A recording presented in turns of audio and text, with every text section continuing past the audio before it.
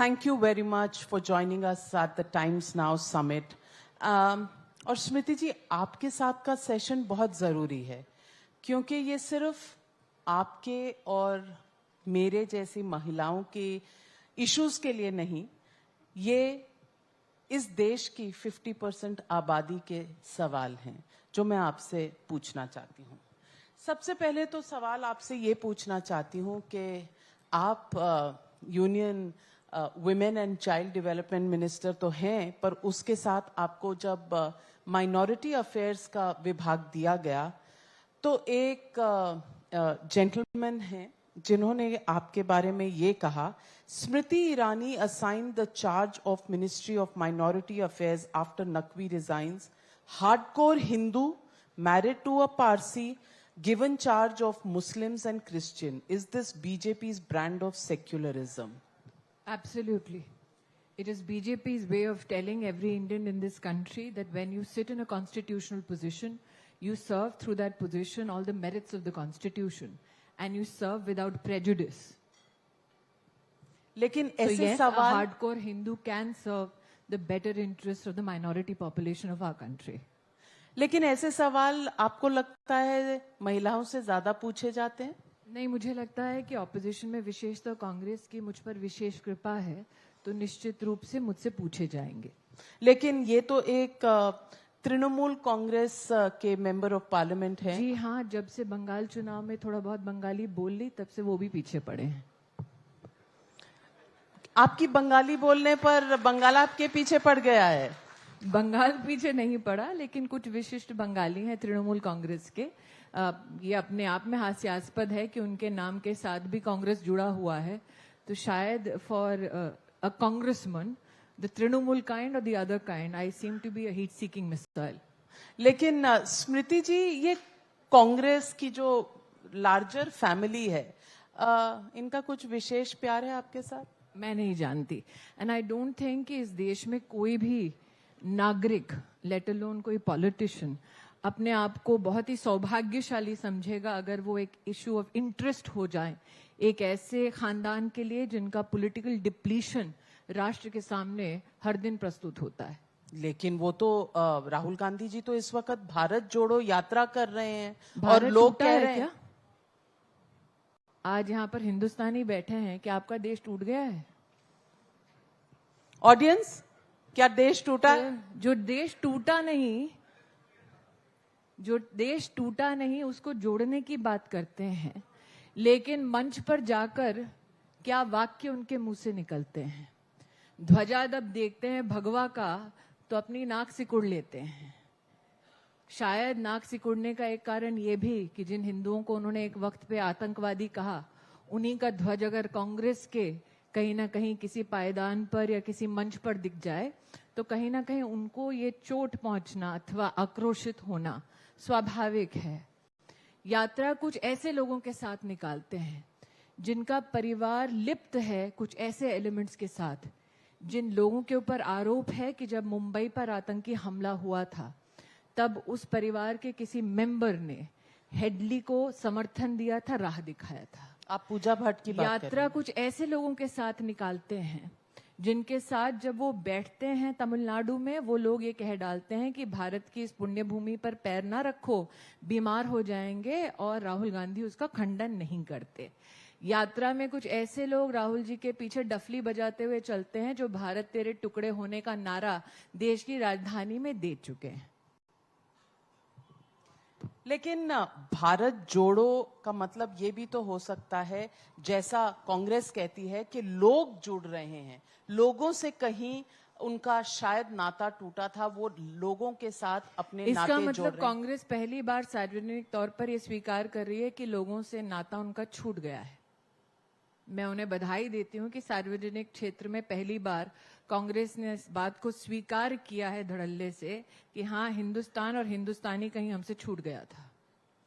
स्मृति ईरानी जी, शब्दों में और राहुल गांधी पर टीका टिप्पणी करने में आप कोई कसर नहीं छोड़ती, खास करके जब से अमेठी हुआ। राहुल यहाँ ऑडियंस में भी बैठे हैं, पूछ लीजिए।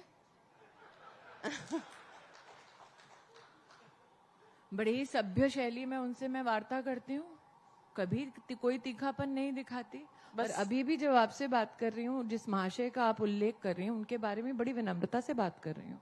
लेकिन ये अमेठी के बाद कभी कोई मुलाकात, कोई बात, क्या राजनीति में इलेक्शंस में हारने हराने के बाद जिनके बारे में वो कहते थे स्मृति हूँ, उनसे क्या मुलाकात करेंगे? वो तो उनकी बहन जब आप अस्तित्व को नकार दें किसी की, उससे मुलाकात क्या करना? ये तो प्रभु की और जनता की असीम कृपा है कि मैं कौन हूं, वो 2019 में उनको विधिवत इलेक्शन कमीशन ने बता दिया।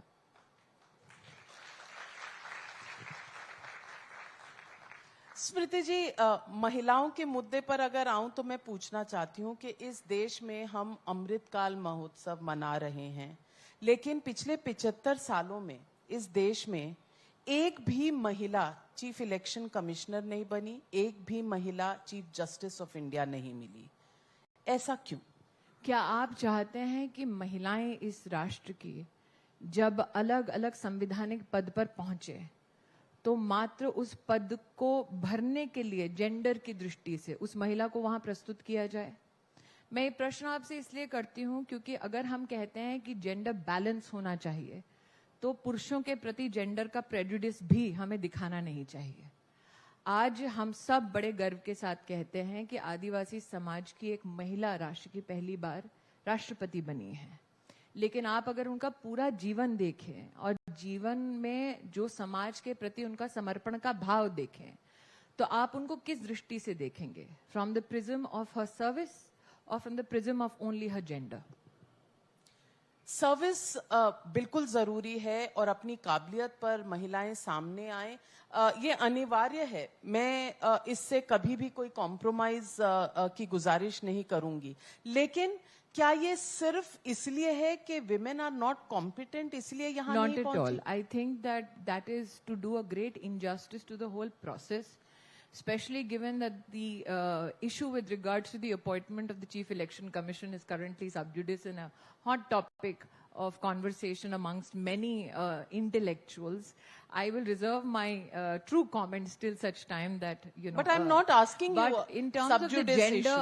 On the gender issue, I will only say this, that today अगर आप भारत सरकार द्वारा प्रस्तावित संवैधानिक और प्रशासनिक पोस्ट देखें तो देश में कुल मिलाकर 1,90,00,000 महिलाएं संवैधानिक और प्रशासनिक पोस्ट पर सर्विस दे रही हैं। ये हिंदुस्तान के इतिहास में कभी भी इतनी बड़ी संख्या में महिलाओं ने सेवा नहीं दी है। तो कहीं ना कहीं हमें इस बात को भी स्वीकार करना होगा कि वर्षों से चली आ रही कई चुनौतियां, जैसे कि आर्म सर्विसेज में परमानेंट कमीशन, ये सारी चुनौतियां समाधान में बदली हैं इस अंतराल में। लेकिन हाँ, अभी आसमान बहुत सारे हैं जो छूना बाकी है। इस बात से मैं बिल्कुल भी विपरीत कोई स्टैंड नहीं लूंगी। स्मृति जी, आपने हाल ही के दिनों में श्रद्धा के बारे में पढ़ा होगा, देखा होगा। श्रद्धा के साथ जो हुआ, शायद उससे इस देश का हर नागरिक शर्मसार है। लेकिन शर्मसार इसलिए भी ज्यादा है कि श्रद्धा ने एक चिट्ठी लिखी थी 2 साल पहले, 23 नवंबर 2020 को, और उसने मुंबई पुलिस में हिम्मत करके वो चिट्ठी दी थी जिसमें ये लिखा था कि मुझे इस तरह के थ्रेट्स मिल रहे हैं कि मेरे टुकड़े टुकड़े कर दिए जाएंगे, और आज ही मुझे गला घोट कर मार देने की कोशिश भी हुई। 26 दिन तक वो चिट्ठी पड़ी रही वहां पर, लेकिन बाद में क्योंकि वो चिट्ठी वापस हो गई, इसलिए महाराष्ट्र की पुलिस ने उस पर कोई एक्शन नहीं लिया। उद्धव ठाकरे की सरकार में पुलिस का किस चीजों के लिए इस्तेमाल हो रहा था वो टाइम्स नाउ से बेहतर और कोई नहीं जानता। लेकिन निश्चित रूप से नाविका जी, एक विषय के लिए मैं आपका विशेष आभार व्यक्त करती हूँ। कम से कम आपने विक्टिम का नाम लेने से इनकार नहीं किया और इसको फ्रिज मर्डर केस नहीं कहा जैसे कि कुछ टेलीविजन चैनल्स कहते हैं। मुझे लगता है कि जब एक केस जिसमें ऑनगोइंग इन्वेस्टिगेशन है उस पर कैबिनेट मंत्री से टिप्पणी करने को कहा जाए तो एक संवैधानिक और कानूनी मर्यादा के मध्य में मैं इतना बोलना चाहूंगी, जब वॉयरिस्टिक हेडलाइन आती है कि he did it in the heat of the moment, nobody cuts a woman into small pieces in the heat of a moment. nobody continues to beat a woman who he claims to love or is in a relationship with in the heat of the moment.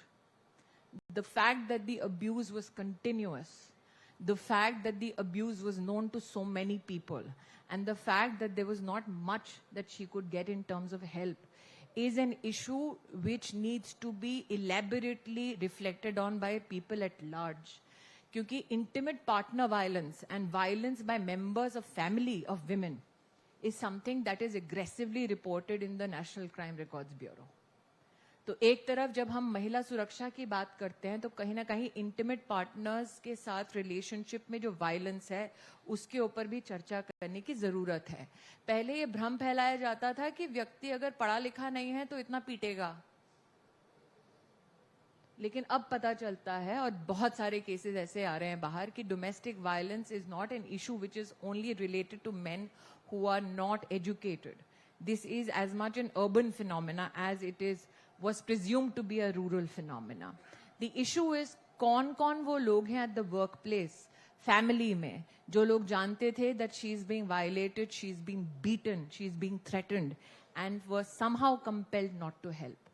बहुत आसान है एक औरत को कहना तुम पिट रही हो तो छोड़ दो, क्यों नहीं छोड़ा?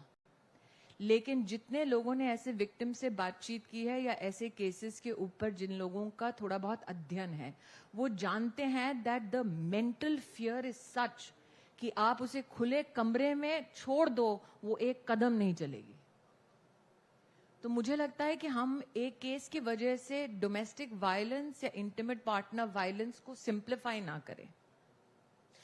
मेरा सवाल यही है कि वो हिम्मत बांध के पुलिस स्टेशन में कंप्लेंट देती है और 26 दिन वापस लेने का प्रेशर, और 26 दिन पुलिस क्यों उसके ऊपर तत्काल किसी ना किसी प्रकार से एक्शन नहीं लेती? जैसे कि मैंने कहा, सिस्टमिकली प्रशासनिक स्तर पर और साथ ही सामाजिक स्तर पर वो कौन लोग हैं जो जानते हैं कि एक लड़की ने पुलिस के सामने दस्तावेज प्रस्तुत किया, आई नीड प्रोटेक्शन?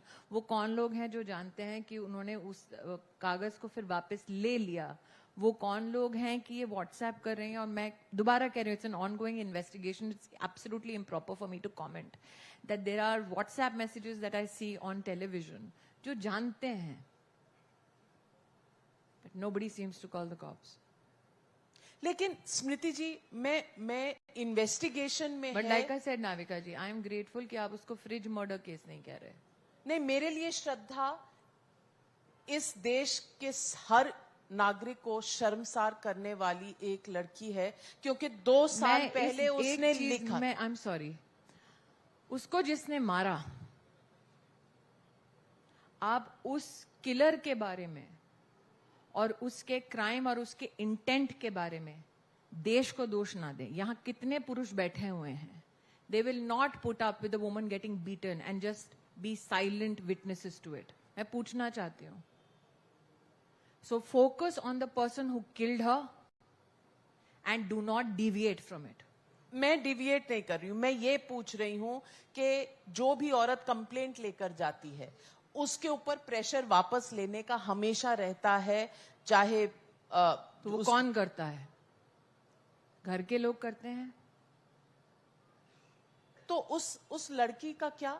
आज अगर किसी ने ध्यान दिया होता तो श्रद्धा यहाँ होती. आज अगर हम इंटीमेट पार्टनर वायलेंस और फैमिली मेंबर से रिलेटेड वायलेंस की चर्चा करते हैं, अथवा कोई जानकार किसी दोस्त के माध्यम से महिला प्रताड़ित होती है, शोषित होती है, उसकी बात करते हैं, तो आप उसको सिंप्लीफाई करके पूरे देश को ये नहीं कह सकते you should be ashamed, because there are many men and families that stand up against such violence when it is brought upon girls और women in their own houses. You need to bring out those families, those men, those women to tell people that you need to speak out and get help. You will not be humiliated by society at large. मैं आज दर्शकों से यही कहना चाहूंगी कि अगर there is ऐसा no कुछ man आपकी who's worth जानकारी getting में beaten हो, over every day. There is no man worth, and nobody, if he loves you, will beat you to death. उसको So मारने we वाला need to, उसको मारने वाला आफताब है. बिल्कुल. आपको लगता है ये फ्रिज वाला नहीं है? थैंक यू वो बोलने के लिए नाम. हाँ. आफताब है. आपको लगता है ये जो कॉमन पार्लेंस में लव जिहाद कहा जाता है, ये लव जिहाद का केस है? मुझे लगता है कि हम इतना सिंप्लीफाई कर रहे हैं एक बहुत ही हीनियस क्राइम को, और जब भाजपा का कोई बैठा होता है तभी आपको लव जिहाद वाला टर्मिनोलॉजी याद आता है। क्या आप जानते हैं कि साल 2009 में love jihad as a terminology found itself in a judgment of the Kerala high court? There is a high court in our country in the year 2009 when the BJP was not in power at the center, which actually acknowledged the term love jihad, which actually acknowledged that girls were targeted because they belonged, and in that case the girls belonged to a Hindu family and a Christian family. They were targeted so that they can be brought into a relationship and then converted. तब BJP ने नहीं, court ने ये कहा है। पर BJP के कई राज्यों ने मैं ऐसा दोबारा कह कानून रही हूं का नाम दिया है जो आप, इसका मतलब मुझे ये कह रही हैं कि विषय जो प्रॉब्लम है उस पे फोकस मत करो, सोल्यूशन जो दे रहा है उस पे फोकस करो, और सोल्यूशन को कंट्रोवर्शियल बताओ। नहीं, मैंने कभी नहीं कहा कि कंट्रोवर्शियल कुछ मैं है। ये मैं पूछना आपसे चाहती हूँ पूछ कि रही हूँ, अगर मैं ये पूछना चाहती हूँ कि साल 2009 में तो बीजेपी की केंद्र की सरकार नहीं थी, केरला हाईकोर्ट में भी बीजेपी का कोई व्यक्ति नहीं था, कोई आरएसएस का व्यक्ति नहीं था। हाई कोर्ट कह रहा है there is a systemic sleeper cells which are doing this. ये मेरी टिप्पणी नहीं है, आप जाइए, आप देख लीजिए उस कोर्ट ऑर्डर। मैं बीजेपी को पर सवाल नहीं उठा रही, मैं सवाल ये उठा रही हूँ कि क्या ये मुद्दा सही है और इस मुद्दे को अगर कोई, हम कैसे एड्रेस मैं करेंगे? ऑडियंस से पूछती हूँ, अगर किसी लड़की को कोई पुरुष संभोग के लिए इस्तेमाल करने के लिए उसको आश्वस्त कर दे कि हाँ मैं तुम्हारे ही धर्म का हूँ, तुम्हारे ही प्रांत का हूँ, तुम्हारी ही सोशल आइडेंटिटी का हूँ, फिर उसको वादा करे I will marry you but you need to ensure that you consummate the relationship before, and then impregnates her, dumps her और किल्स हर और रेप्स हर, और then has other men do the same to her, what should be done to such a man? सब कहते हैं hang him. तो अगर BJP किसी राज्य में उसके संबंधित कानून बनाती है, आप जनता से पूछ रहे हैं, वो आप ही के, इनमें से कोई भी बीजेपी का कार्यकर्ता नहीं है। So when you defrauded a woman with the intent of bringing her into a fraudulent relationship, compelling her emotionally, physically, so that she has no escape, you are telling me a BJP ruled state which has been voted into position of responsibility cannot exercise its right to bring about a legislation to protect such women? When did the whole focus shift from that victim? मैं तो सिर्फ ये सवाल पूछ रही हूँ कि क्या ये सिर्फ राज्य करेंगे या एक सेंट्रल लॉ होना चाहिए? माविका जी, किसी भी समिट में कानून हम बना देंगे ऐसी घोषणा मैं नहीं करती, क्योंकि I am not a headline chaser, I am a headline maker. That's the difference. The issue is that when you want these issues to be addressed, stop looking at it from a perspective of a headline, look at it from the perspective of the victim.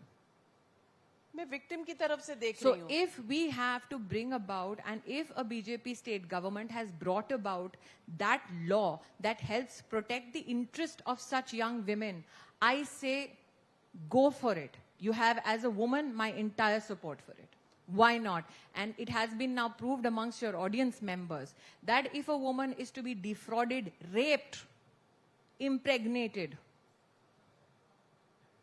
and then left to fend for herself, how can a society accept that? Should we accept that only because that girl is a Hindu? मैं सिर्फ आपसे ये पूछ रही हूँ कि क्या ये कानून राष्ट्रीय स्तर पर जैसे भी कि होना मैंने कहा चाहिए? कि मैं हेडलाइन चेज नहीं कर रही हूँ, इतना निश्चित रूप से कह रही हूँ कि आप इस विषय को हेडलाइन की दृष्टि से ना देखें, विक्टिम की दृष्टि से देखें. और अगर समाज में इस प्रकार की चर्चा अभी हो रही है तो आप मूल विक्टिम के मुद्दे पर दोबारा जाइए. क्या उस महिला को प्रोटेक्शन की जरूरत है? हम ये भी पूछना चाहेंगे आज कि जब आपकी पार्टी एक रेप अक्यूज्ड राम रहीम को पैरोल पे छोड़ती है और मंत्रीगण कोर्ट उसके कौन साथ- चलाता है? पैरोल कौन देता है? कोर्ट कौन चला रहा है? पैरोल कौन दे रहा है? कोर्ट कौन चला रहा है? मैं दोबारा कह रही हूँ, कोर्ट कौन चला रहा है? आपको लगता है कॉन्शियंशियस सरकार, जहां पर मीडिया की नजर 24 घंटे है, जहां सिटीजन्स एंगेजमेंट है 24 घंटे, वहां पर इफेक्टिवली खुद को कटघरे में खड़े होने के लिए कोई भी राजनेता इस प्रकार का कोई कदम लेगा? पर लोग जा रहे संभव हैं, नहीं है।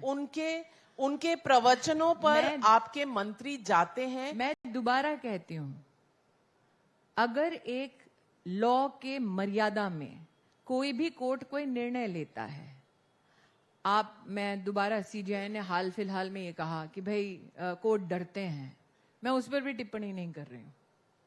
मेरा ये आपसे पूछना है कि आपको लगता है कॉन्शियंशियस एक पॉलिटिशियन इस प्रकार का निर्णय लेगा?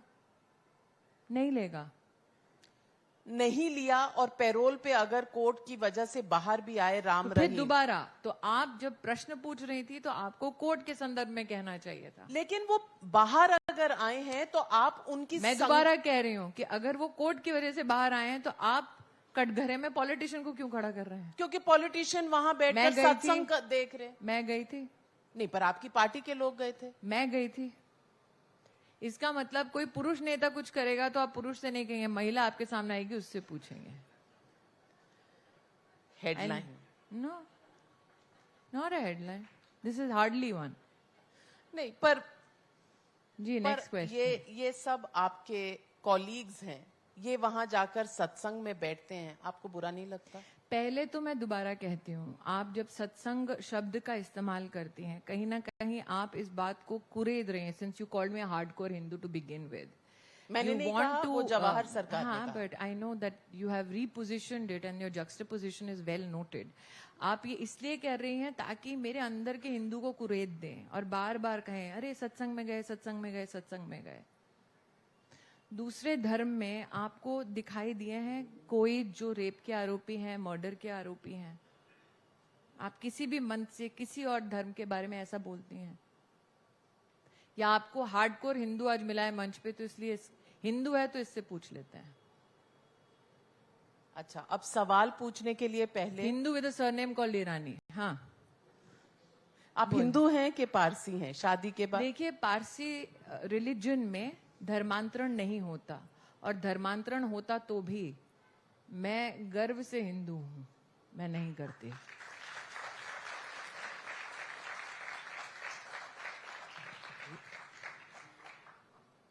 पहले कहा जाता था कि कांग्रेस तुष्टीकरण की राजनीति करती है। पहले ही कहा जाता था,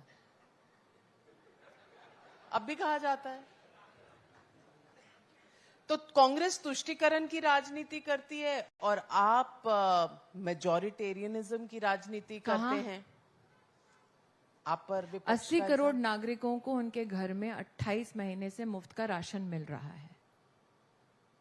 19 करोड़ आयुष्मान भारत के कार्ड डिस्ट्रीब्यूट हो चुके हैं। 3 करोड़ 50 लाख से ज्यादा हॉस्पिटल एडमिशन हो चुके हैं। आपको कभी भी पता चला कि एडमिशन हॉस्पिटल में हिंदू का हुआ या मुसलमान का हुआ या पारसी का हुआ या जैन का हुआ या बौद्ध का हुआ? क्या नल का पानी किसी भी नलके से टपकने से पहले जल जीवन मिशन में पूछता है किसके घर में खुल रहा है?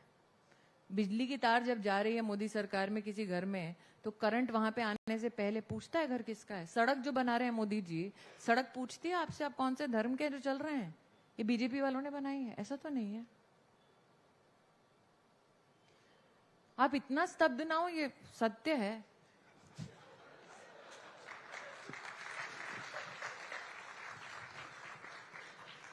आपने पहले ही कह दिया, आपने बॉटम लाइन सेट कर दी कि आप हेडलाइन चेजर नहीं है, हेडलाइन मेकर हैं। तो मैं आपको हेडलाइन बनाने दे रही हूँ। अरे आप दे रही हैं, अच्छा थैंक यू। लेकिन मैं एक हेडलाइन आपसे और पूछना चाहती हूँ। हाँ। इस वक्त क्योंकि आपने कहा आप जब से बंगाली बोली, बंगाल में मैं जाकर, गुजराती भी बोल लेती हूँ ठीक ठाक। वही सवाल था मेरा। आप पहले से समझ जाती हैं। बंगाल में आपके पीछे बंगाली पड़ गए, अब आप गुजराती भी बोलती हैं। गुजरात में जा रहे हैं, वहां भी कांग्रेस है, वहां भी आम आदमी पार्टी है। तो अब आप पे राउंड 2 होगा। राउंड 2 किसके साथ? जो आपके विपक्ष में खड़े हैं गुजरात में, आम आदमी पार्टी। एक तो खड़ा है नहीं, चल रहे हैं। और हाँ, और वो गुजरात में बस थोड़ा सा ही चले, बाकी दूसरे ये राज्यों तो में चले ऐसा कि उनका जो ट्रांसलेटर था वही चल दिया। मैं ये पूछूं कौन दूसरा? दूसरा आम आदमी पार्टी। अच्छा, आम आदमी पार्टी। तो आप जाकर गुजरात में कल प्रातः पूछ लीजिए कि जहां दिल्ली में पीने का पानी नहीं है गरीब के पास झुग्गी झोपड़ी में, वहां पर कैसा लगता है उस नागरिक को कि तिहाड़ जेल में बिस्लेरी का पानी पिया जा रहा है मंत्री जी द्वारा। आप मुझसे महिला संरक्षण और सुरक्षा की बात कर रही हैं, कैसा लगता है आपको कि जेल में अरविंद केजरीवाल के खास मंत्री एक नाबालिग बच्ची के रेपिस्ट से अपना मसाज करा रहे हैं? Doesn't that agitate you? It does, and we have raised these questions. And has he responded? That is the problem. तो He कानून will not respond possibly on platforms which cannot be controlled. But the question is, he was there at the forefront to say, नहीं जी physiotherapy है. वो तो Can you imagine insulting the intelligence of citizens who are watching it? And can you imagine the fact that he is not outraged that a child rapist is serving his minister in Tihad and he has not come out strongly against it and not sacked him? पर वो तो उससे मुकाबला कर रहे हैं हम गुजरात में। गुजराती घर में घुसने नहीं देंगे ऐसे आदमी को। पर राजनीतिक दल हैं तो? दो राज्यों में उनकी सरकारें चल रही तो? हैं और क्या बोनाफाइड सरकार चल इलेक्शन रही है? नहीं, गुजरात में बोनाफाइड विपक्ष है और कौन? अरविंद केजरीवाल बोनाफाइड विपक्ष हैं। जब भी कोई प्रदेश का चुनाव आता है वो कहते हैं सरकार हमारी बन रही है जी। वो बात अलग है, सरकार बनने के बाद पता चला जिस जिस सीट पे लड़ रहे हैं जमानत जब्त हो गई। Issue is not demystifying the lies. Issue is, I again bring you back to it. Child rapist से उनका प्रिय मंत्री मसाज करा रहा है. It is horrible. I will not even say it is mind numbing.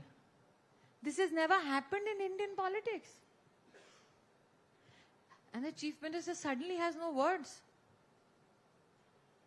उनका कहना है कि बीजेपी रोज नए नए वीडियो निकालती है। वीडियो का प्रॉब्लम है, बीजेपी नहीं निकाल रही है, मीडिया निकाल रही है। प्रॉब्लम वीडियो का है, चाइल्ड रेपिस्ट प्रॉब्लम नहीं है।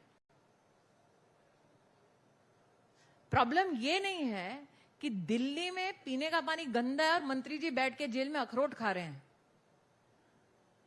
प्रॉब्लम ये है आपने वीडियो कैसे दिखा दिया मीडिया में। वैसे सीसीटीवी में आपने बड़ी बारीकी से देखा है कि आपको मैंने अखरोट क्या भी देखा? नजर आ गया। क्या खा रहा था आप बता दीजिए बहन जी। मुझे नहीं पता, लेकिन फिर? अखरोट तो मुझे दिखा नहीं इतनी दूर मैंने से। भी पढ़ा ड्राई फ्रूट है। अच्छा लेकिन आपको लगता है मेरा सामना ऐसे व्यक्ति के साथ होगा जो चाइल्ड रेपिस्ट के साथ बड़े मजे से मसाज करा रहा है? You think I will have a civil conversation with such a man? बिल्कुल conversation. Knowing that on many platforms you have projected me as a short fuse. I have? Well, स्मृति ईरानी को गुस्सा क्यों आता है और आज मुझ पर That's क्यों a very आता है polite मुझे way of पता saying नहीं। it, हाँ। मुझे पता नहीं, लेकिन सवाल स्मृति जी आज ये है कि क्या राजनीतिक स्तर इतना गिर चुका है कि अब इन सवालों के जवाब भी नहीं आते राजनीति। आप उनका स्तर उस बात से पहले आंक सकते थे कि जो प्रधानमंत्री की 100 साल की मां का अपमान कर दे and is nonchalant about it. लेकिन आप उनसे स्तर की अपेक्षा करती हैं, धड़ल्ले से झूठ बोलते हैं।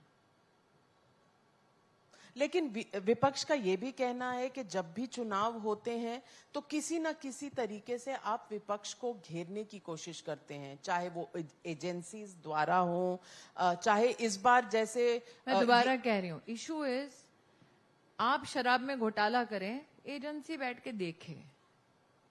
आप चाइल्ड रेपिस्ट से सेवा लें, बाकी देश बैठ के देखे। आप गंदा पानी दें, हम चुपचाप बैठ के देखें। पर ये सब चुनाव के वक्त क्यों? क्योंकि एमसीडी के चुनाव है। भाई आप अगर एजेंसीज की बात करती हैं तो एजेंसी के प्रतिनिधि को बुलाना चाहिए कि I am not the spokes person for any agency. My issue is this, that you will commit a crime but you want a free run. Why? Because crime that is committed, if you are brought to justice, you will cry political wolf. तो ऐसा क्यों होता है? हमेशा ये मुझे BJP बहुत खुशी है, कम से कम आपने राहुल गांधी का सवाल करना तो बंद किया. हाँ, नहीं, सवाल वापस मैं पूछती हूँ कि आपको केसेस करने हैं तो कांग्रेस में राहुल गांधी, सोनिया गांधी, अगर आपको आम आदमी पार्टी में है तो आप मनीष सिसोदिया, सत्येंद्र जैन, अगर मनीष सिसोदिया लिकर पॉलिसी में घोटाला करते हैं, अगर सत्येंद्र जैन जमीन यूसर्प करते हैं, अगर राहुल गांधी और सोनिया गांधी और जीजा जी उनके जमीनें यूसर्प करते हैं, पैसे यूसर्प करते हैं, आप मुझे कह रही हैं they should be given a free run by every investigating agency in this country, क्योंकि वो विपक्ष में है. लेकिन बीजेपी में कभी कोई ऐसा मुद्दा नहीं होता, क्योंकि जितने लोग जिन पर चार्जेस थे वो जब अपनी पार्टी छोड़कर बीजेपी में शामिल होते हैं तो लोग कहते हैं बीजेपी ऐसे ट्रीट करती है जैसे ये वॉशिंग मशीन में इनके पाप धुल गए. बिल्कुल नहीं, बिल्कुल नहीं. आपके 5 नाम जो आपने गिनवाए अभी, मैं इन 5 के बारे में आपको पूरा का पूरा तथ्य बता रही हूँ. दोबारा कह रही हूँ, आपको एजेंसी को बुलाना है, आप एजेंसी से पूछिए. आपको याद है वो रात में मध्य रात्रि में जो प्रेस कॉन्फ्रेंस की थी मनीष सिसोदिया जी ने, कागज पढ़ के? पर आपने कोई सबूत नहीं पेश किए, अरे नहीं, अरेस्ट नहीं सीधा किया. एजेंसी ने तब बोला कि झूठ बोल रहे हैं. Can you imagine a sitting political office bearer in the government of Delhi has been called out a liar by an agency? BJP ने नहीं किया, वो झूठ बोला उन्होंने, so he got called out. अब झूठ बोले वो, चोरी करे वो, डाका डाले वो, रेपिस्ट के साथ मसाज कराए वो, जवाब हम देंगे बैठ के. राहुल गांधी की एक जब फिर आ गया आप. हाँ, फिर आपने याद दिलाया तो वापस आ गई राहुल गांधी पे. एक भारत जोड़ो यात्रा के दौरान एक वीडियो वायरल हुआ जहां वो अपने कुछ वर्कर्स के साथ बैठे हुए हैं और कुछ इस तरह की चर्चा चल रही है. ये वायरल वीडियो है, पुष्टि नहीं हुई है, लेकिन शायद आपने भी देखा होगा ये वायरल वीडियो, जिसमें चर्चा चल रही है कि बीजेपी से किसको बुलाना चाहिए. वहां भी नाम आपका ही आया कि स्मृति ईरानी जी को बुला लेते हैं भारत जोड़ो में. आपको पता है कि मैं दिल्ली की पैदाइश हूं. 80 के दशक में, और जो छोटे तबके से आते हैं वो शायद महिलाएं आपको बता पाए, गली मोहल्ले के बाहर ना लड़कों का एक झुंड खड़ा होता है. कोई लड़की जाती है, they cackle. That is what that video looked like. Political cackle. Smriti Irani को बुलाते हैं. If you ask me, that's what it looked like. A bunch of boys sitting and cackling. किसको बुलाएं, किसको बुलाएं? Boys? Yes, that's what they call themselves, na? Youth icons.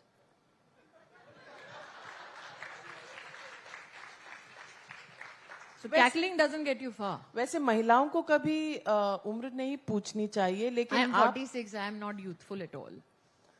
और राहुल गांधी, आपने no idea about his age. Amethi में उन्होंने भी अपना दाखिल किया होगा क्या इलेक्शन में. आपको लगता है मैं इतने बारीकी से उनकी उम्र क्या ये पढ़ती हूँ?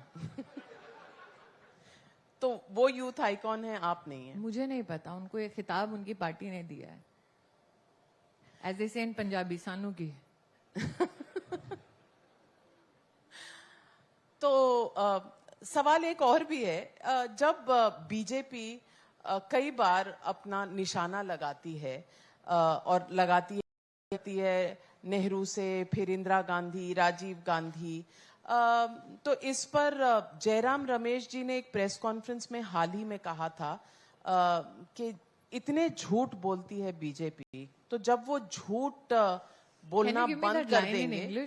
What did the congressman say? नहीं, उन्होंने कहा when the BJP stops lying, we will stop speaking the truth about their leaders. Let me tell you the line. You think it's a very prolific line politically? उन्होंने ऐसा कहा कि आप जब उनके बारे में झूठ बोलना बंद था कि when you stop lying about us, we'll start speaking the truth about you. यही था ना? Something to that effect. But do you know who that line belongs to? It's from a movie. How many of you have seen a movie called Wall Street and Gordon Gekko? Can you imagine Congress की यह हालत है कि आप film का dialogue चुराते हैं?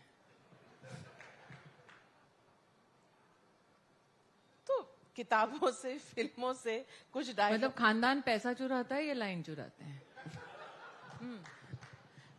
स्मृति जी, आप इतनी बेबाक होकर अपने कैबिनेट में अपने कॉलीग्स के साथ बात करती हैं? जी।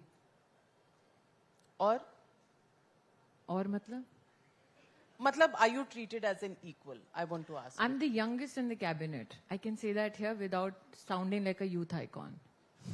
So when you're the youngest and you are serving with some of the most conscientious, hardworking, and the most experienced political force in the country,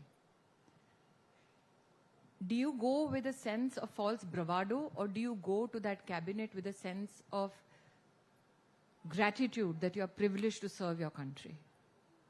That in a country of 1.35 billion plus, I am one of the rare ones in the age group of under 50 that gets to serve my country. So you go to cabinet with a sense of humility. You go to cabinet with a sense of recognizing that it is a privilege to serve. You don't cackle. Is it not about power at all? No. The Prime Minister made sure that from day one, everybody knows it's about service. But it is all about power. Not It at is all. about decision making. It is Decision making and power are two separate things altogether. power is poison. Those in power have not made good decisions before in this country. Point in case, the Congress-led UPA.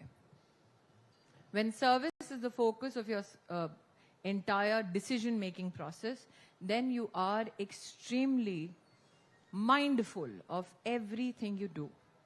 And you hope to serve to the best of your capacity. So today your panel is all about a vibrant democracy, which is hoping to receive a bright spot in global economies. And that is only possible when you have a polity that makes sure that service is the Kendra Bindu, not power. But Power corrupts. Have you ever heard service corrupts? true, power corrupts. Some people call it power is poison. Again, you back to that. But I'm asking you, elections, the amount of energy, the aggression that you put in elections, is it not really about Who makes power? you think that my aggression is limited to elections? As a party, as a party, Why would you term it aggression? If I believe as a political activist that irrespective of being a part of a cabinet for 8 years, I still have as my responsibility and political duty the opportunity to go and literally humbly fold my hands and beg for each citizen's vote. Why is that aggression? If there is a sense of empowerment, then that is due to the citizen. That is the most empowering moment for a citizen of this country. That no matter which constitutional position you're in, come election, you have to humbly beg for each and every vote. No matter how much you have served, you have to communicate. Because like I said, this is a position of service, but it is a greatest privilege as an Indian. Smriti Irani, आपने पहले ही कहा था कि आप बंगाली बोल लेती हैं, गुजराती भी बोल लेती हैं. How many languages are you proficient in? All the languages that I need for the opposition to understand exactly what I'm saying. कुछ बोल के दिखाइए, audiences want that. गुजराती में. ये फरमाइश का कार्यक्रम नहीं है. समिट है तो उसको समिट की बात ही चलाए. गुजराती में आप हमें ये बता दीजिए कि इस बार चुनाव में ફરી એકવાર નરેન્દ્ર મોદી શ્રીને આપ વડાપ્રધાન તરીકે અને ભાજપને સેવક તરીકે મારી વિનંતી છે, આપ એક મોકો આપો. અને કાલે હું સુરત છું, બપોરના અમદાવાદ પણ છું, સાંજના સાઉથ ગુજરાત છું, એટલે બધાને ગુજરાતીઓને ત્યાં મળીશ. આવનારા 5-6 દિવસ ત્યાં જ છું. और आज जो लोग बंगाल में आपको सुन रहे हो उनके लिए সবাইকে জানাতে চাই কি এই গুজরাটের ইলেকশনের পরে আমি বাংলায় আসব. ধন্যবাদ. Now you have a Punjabi speaking gentleman. I'm sure he can take over from here. Thank you. Thank you very much, Ms. Smriti Irani. Thank you for joining me.